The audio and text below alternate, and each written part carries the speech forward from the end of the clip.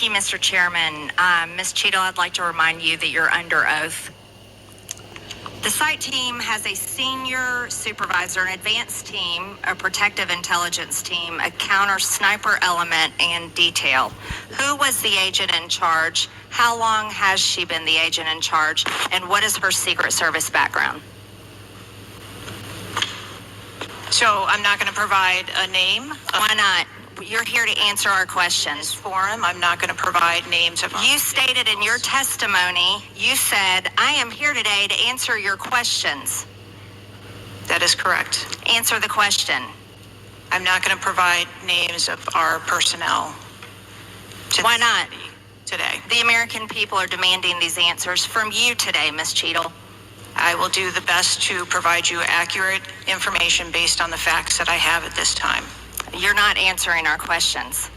The advance element coordinates with other intel or law enforcement partners, identifies threats and weaknesses at the sites and movements. We'd like a copy of the advance report. Have you brought it here with you today? We will comply with the request for the documentation that has been requested. When will that be, Ms. Cheatle? Because you should have brought it today. I am certain that our personnel are working on obtaining all of that document. I don't believe you, and neither do the people watching this hearing. You're not doing well, as Mr. Moskowitz informed you.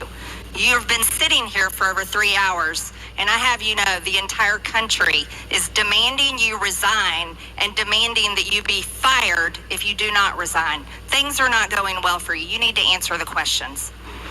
Was there a protective intelligence team, and what technical resources were utilized for that event, specifically drone or helicopter assets?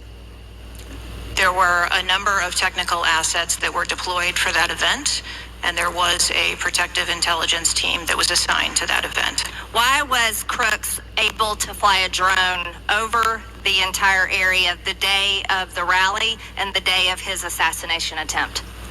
To my knowledge, he did not fly the drone over the entire area. How did he fly a drone over the area, period? Any part of the area?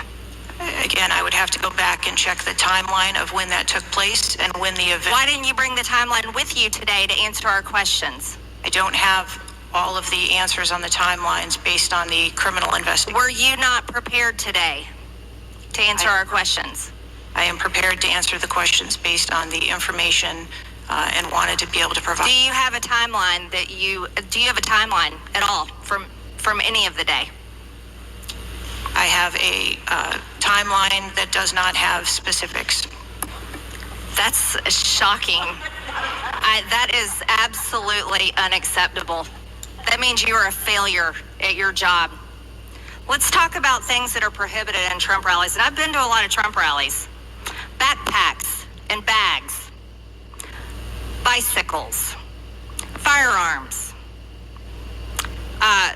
any type of weapon, or any other item determined to be a potential safety hazard, like a rangefinder would be one. At 5:10, Crooks is first observed by one of the snipers, ATR Sniper 1, at the building. 5:10, President Trump was shot in the face at 6:11 p.m. 5:28, ATR Sniper 1 takes a picture of a bicycle and 2 bags. Those belong to Crooks. 5:32, ATR Sniper 1 spots Crooks looking at his phone and using a rangefinder. 5:55, Butler ESU Command confirms receipt of photos and states they have been relayed on. 6:05 p.m., AGR Sniper 1 later communicates that Crooks is seen moving northeast in direction of Sheets and that Crooks has a backpack.